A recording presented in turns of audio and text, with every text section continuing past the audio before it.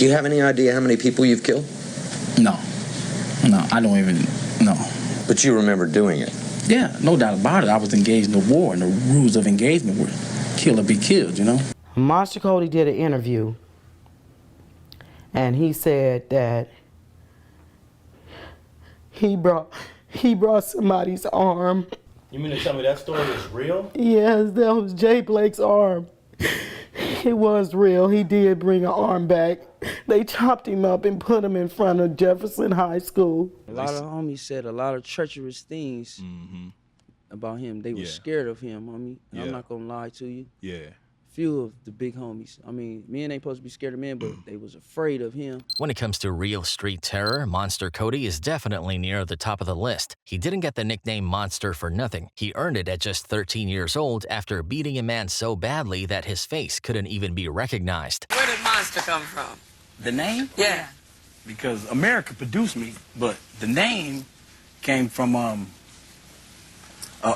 beating that I had given a guy. If he could do that to a random man, imagine what he did to his enemies. So when the deadly war between the A-Tray gangster Crips and the Rollin 60s Crips broke out, Monster Kody played a major role and was responsible for a lot of killings. Do you have any idea how many people you've killed? No, I don't even know. But you remember doing it?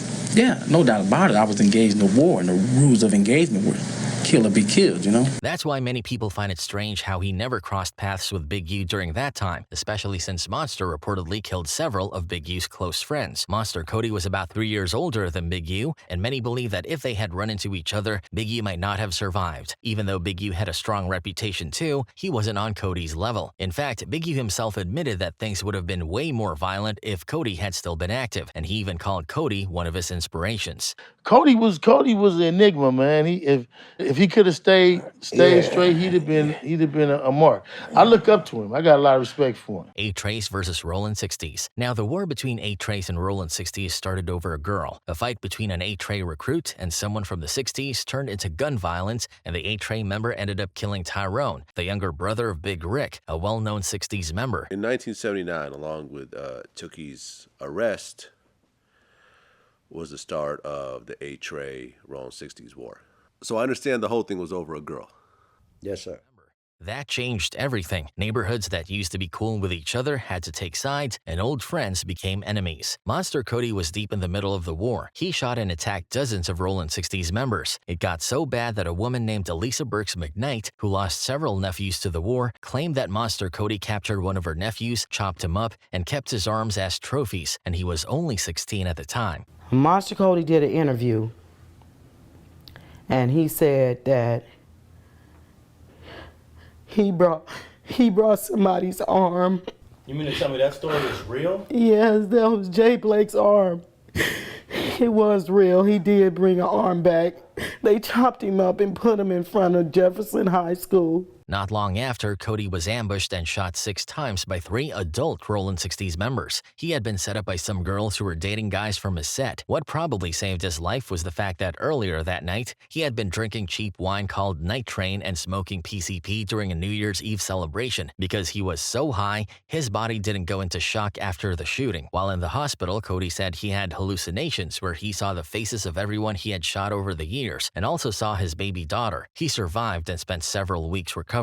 Meanwhile, his younger brother Kershawn, known as Lil Monster and also an A-Tray, wanted revenge. On New Year's Day 1981, Kershawn and a few other young A-Trays went on a shooting spree. Kershawn shot 2 teens at a party in the 60s neighborhood, later killed another teen in a drive-by. He was later arrested and sentenced to 5 years in juvenile detention for murder. While Kody was still in the hospital, the same people who shot him came back to try and finish the job. A nurse stepped in and saved his life. But once Kody was released, he didn't slow down. He went right back to attacking and killing Rollin 60s members. Monster Kody was a serious threat to the Rollin 60s, a true menace. But how did Monster Kody become the person he did? Monster Kody. Monster Kody was born Kody DeJean Scott on November 13, 1963 in Los Angeles, California. His parents, Ernest Scott and Bertie Canada, were originally from Houston, Texas. Kody was the 5th of 6 kids. He had 4 brothers and 2 sisters. Kody believed there was a chance that his real father was Dick Bass, a former running back for the with the Los Angeles Rams. He thought his mother may have had an affair with a football player, but there's no solid proof to support that claim. Whether true or not, his supposed father, Ernest Scott,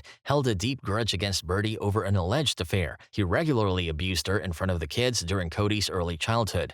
Ernest also mistreated Kody specifically, both physically and emotionally. He would beat him often and clearly favored his biological children over Kody. For example, he would take the other kids out to restaurants, movies, or even to visit his hometown in Houston, but he would always leave Kody behind on purpose. In 1970, Ernest and Birdie got divorced. Even after that, Ernest would still visit the family on weekends, but he continued to show nothing but dislike and coldness toward Kody. By 1972, Birdie had moved the family into a home near 69th Street and Denker Avenue, right in the middle of a dangerous gang-heavy neighborhood in South Central Los Angeles. Birdie was working several jobs to support the family, so she wasn't home much. Because of the neglect he felt from both parents, Kody started spending most of his time on the streets. It was around then that he began hanging out with his neighbor, Stanley Tookie Williams, the leader of the West Side Crips. In his book, Blue Rage Black Redemption, Tookie recalled how Kody was always around, watching him and the other Crip members hang out, lift weights, and smoke PCP. They would talk about their fights and shootings, while young Kody listened closely. Tookie would later say he regretted the way he acted around Kody, knowing how much influence he had on the boy. He blamed himself for exposing Kody to gang life and drugs, especially PCP, which Kody would later become heavily addicted to. After the war, Monster ended up getting sent back to jail again. Now, despite dropping out of high school, Kody found himself drawn to education while behind bars. Prison gave him time to think, and he used that time to read, learning about Malcolm X, the Black Panthers, and revolutionary ideologies that made him question everything he had been taught in the streets. He started associating with members of the Republic of New Africa, and that exposure pushed him to re-examine his purpose. It wasn't just about survival anymore. He wanted something bigger, something that mattered. His involvement in activism deepened when he participated in the 1992 Los Angeles riots,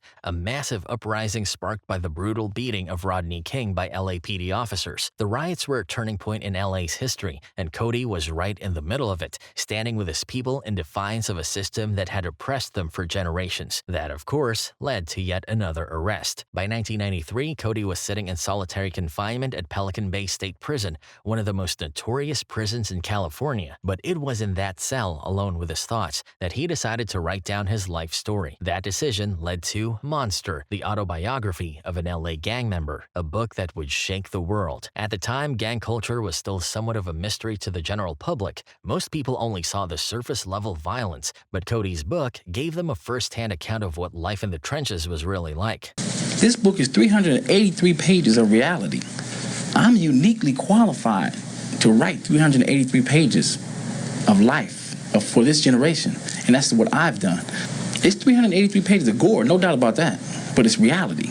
It happens every day. Monster, Kody, and Tupac's friendship. In the early 1990s, Kody had begun going by the name Sanika Shakur, and around this time, he became friends with Tupac Shakur. Tupac and Monster Kody didn't have a lot of public interactions, but one of their first recorded conversations was a powerful 22-minute phone call on October 18, 1995. This was right after both of them had been released from prison, and you could immediately tell how comfortable they were with each other. What's up? You got two, Claire. Hey, I got the message you was trying to send, but you know they had me on the Hannibal Lecter trip. Yeah, I was wondering what happened, because they do that to me too when I was up in there. During the call, they covered a lot. One of the things Monster Kody wanted was for Tupac to play him in a movie about his life, and Pac was open to the idea. You know we start shooting the movie next month, right? You do? I'm telling you, man, I want you to play me, man. I want to play you. Okay, dig this. Can't nobody play you. I'm going to plug you in, man. I'm telling you, can't nobody do this shit but you. We're going to have that Shakur thing. All right, I'm going to blow it up. We're going to have that Shakur thing. Hey, I represent it for you. I'm telling you. All of New York. I got all those New York dudes who hate the West Coast screaming out your name. They also talked about collaborating on music, with Tupac inviting Kody to a studio to record. But what really stood out was how much Tupac respected Kody's journey and his book, Monster, the autobiography of an LA gang member. Pac had read it while he was locked up and was blown away by it. At one point, he recalled a moment when someone pulled a gun on him, and in that split second, his mind flashed back to Kody's book, where Kody described a similar experience in vivid detail. That moment hit hit Pac hard because he could relate to it on a deep level. But when they pulled the pictures out, I swear on everything I love, first thing I thought about was reading in your book when you was talking about how you felt when them niggas drew down on you. Ain't that cold? Exactly how I felt. The setup, the shit you was talking about, how you just look up and the nigga be like, boom. But the most important part of their conversation wasn't about movies or music. It was about change. Tupac had a whole plan laid out to uplift black communities, and he wanted Kody to be a part of it. His vision was to create a youth league with football, basketball, and softball teams for boys and girls, where each team would be sponsored by a different rapper. It's like where like we start like this youth league, right? Like football league, basketball, football, softball, for girls and boys. I'm gonna get all the rappers to adopt a team. The rappers would put up the money to fund the teams, while local churches would sell food during the games, and men from the community would handle security. The goal was to build a sense of unity and positive energy within the neighborhoods, and it didn't stop there. Tupac wanted to take things even further by organizing weekend block parties where big-name rappers would perform. These wouldn't just be parties, they would be strategic gatherings to bring people together and mobilize them for real change. Then on the weekends, we have block parties. All right. And every rapper got to get up. Every rapper, nigga, if you got a record out, you got to get up for us. You got to come do a free show for the hood. Once they had the numbers, they would register voters and take their demands directly to the mayors of different cities. The message would be clear. We have the people, we have the numbers, and we need things to change in our communities. If you don't address these issues, you don't get our votes. And then when we do that, we register the voters. And if we can register them for Democrats, Republican, or Independent, then we start going up to the mayors of these cities and telling them, look, we got this many voters in this city. We want you to do this. We want a community center. We start hitting up Nike for the free clothes, the computer stores for the free computers for each community center. Pac's plan even extended to addressing street violence and crime. He talked about going straight to the shot callers in different drug-infested areas and negotiating with them to keep the streets safe during certain hours. We're going to drive to all these drug areas, right? Yeah. Imagine me, Redman, Tretch, Ice Cube, them type of niggas getting out, going up to whoever's the main drug dealer on that niggas to dinner, invite them niggas to some Sean Perignon, steak and lobster, and be like, look, player, we asking you, not telling you, we asking you as a player to a player, can you please give us a pass to have these streets clean? His idea was simple, but powerful. There should be no gunshots, no violence during those designated times so that kids could clean the streets safely. He also wanted politicians to step in and ensure that law enforcement wasn't harassing people unnecessarily during those safe hours. What Tupac was proposing wasn't just a temporary fix. It was a long-term strategy to reclaim the streets and empower the people. And Monster Kody was all in. He was ready to ride with Tupac on this movement. Let that be for the kids. Let them the niggas be safe during those times. No gunshots, no drug dealers. From 11 p.m. to 6 a.m., y'all can have the streets back. But let us get the streets from these times.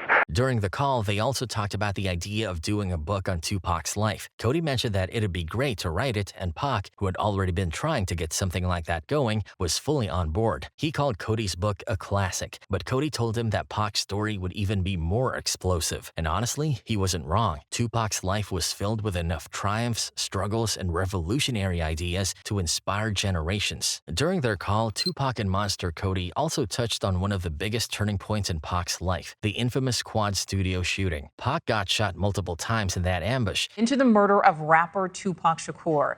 This is now available to the public. It includes pictures and video of the car Shakur was riding in the night of his death. And it completely changed the way he saw the world. Before that incident, he used to put the movement first. He believed in uniting people, bridging gaps, and bringing different groups together for a greater cause. He didn't prioritize gang affiliations or street politics because he thought there was a bigger fight to win. But after that shooting, everything changed for him. Pac admitted that the betrayal messed him up mentally. He felt like his open-mindedness, his willingness to embrace everybody, was what got him set up in the first place. That's when he started leaning towards putting gangbanging first because, in his eyes, the movement had failed him. People he trusted had turned against him. My shit, the gangbang shit, comes second to me. Right. And now I'm trying to make it come first because that movement shit will fuck you up.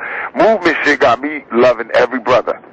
Yeah. You know what I mean? If you need me, I'm there for you. You know what I mean? Nigga need money, a job, I'm with you. Niggas can come up to me with guns on. Niggas be hugging me with techs on. You know what I mean? And when Pac said this, Kody responded with something that would later seem like a warning. He talked about how he always kept his circle small. Kody was extremely cautious about the people he surrounded himself with because he knew that the wrong company could put him in life or death situations. He made it clear that he only trusted a select few, and he was very intentional about who he called a friend. I am who I am. I survived through what I survived through by being intelligent, by not allowing cancer to outsmart me, put me in precarious positions where I can get whacked, right? So I choose my friends very, very carefully.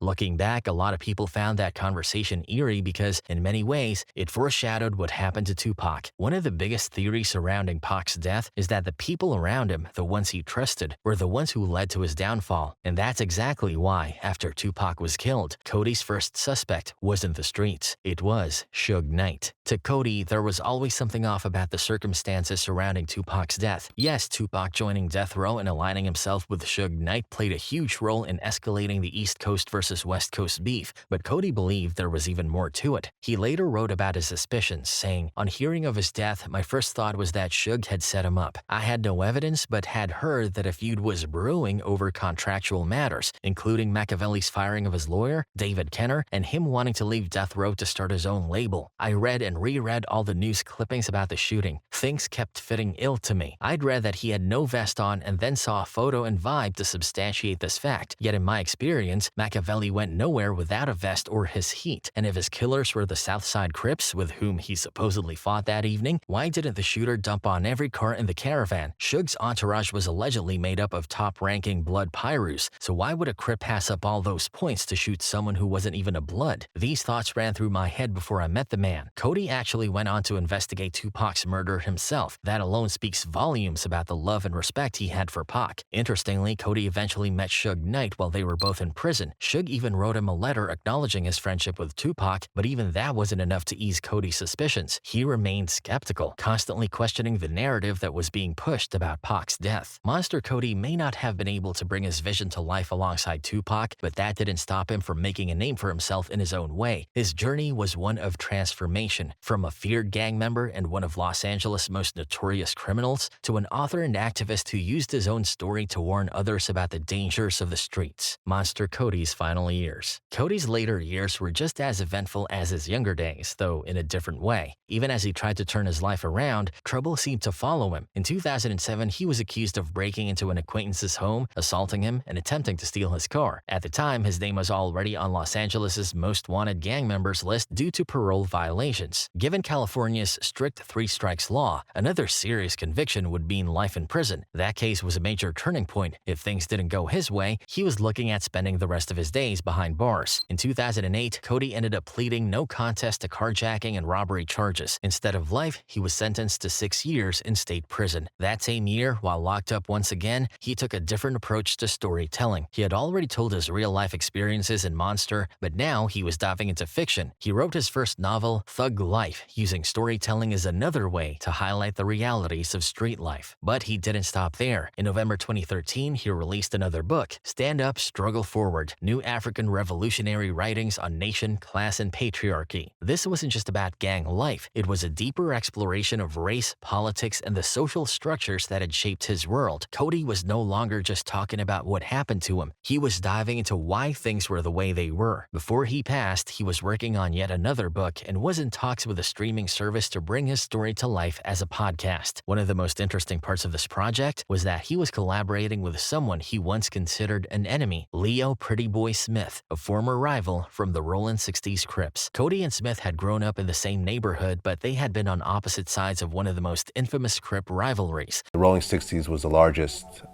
gang in the city of Los Angeles, with over 1,600 active members, the size of an army brigade. A-Tray gangsters versus Rollin 60s. For years, they had been sworn enemies, caught up in the never-ending cycle of violence that defined LA gang culture. But things changed after Kody published Monster. Smith, like many others, saw the book as more than just a personal story. It was a wake-up call. The two men eventually squashed their beef and started working together, a testament to how much Kody had evolved. One of the people who helped bring Kody's story into the mainstream was Leon Bing, a former fashion model turned journalist. She had written a book called Do or Die, an in-depth look at LA gang life, and Kody was one of the people she featured. That exposure played a big role in making his story known outside of the streets. Bing saw a side of Kody that many didn't. She recalled organizing a toy drive at a local hospital while he was in prison, an effort to give back to the community despite his circumstances. She remembered him as an incredibly intelligent and well-read person, someone who was often misunderstood because of his reputation. He had been feared for so long that people didn't always see see the depth of his mind. Fast forward, and Kody's story came to a tragic end. On June 7th, 2021, he was found dead in a tent at an encampment near the San Luis River Trail in Oceanside, California. His wife, Tamu, was the one who discovered his body. According to authorities, Kody had been dead for some time. His body was in a badly decomposed state when they found him. The Oceanside Police Department stated that there were no signs of foul play, and it appeared he had died of natural causes.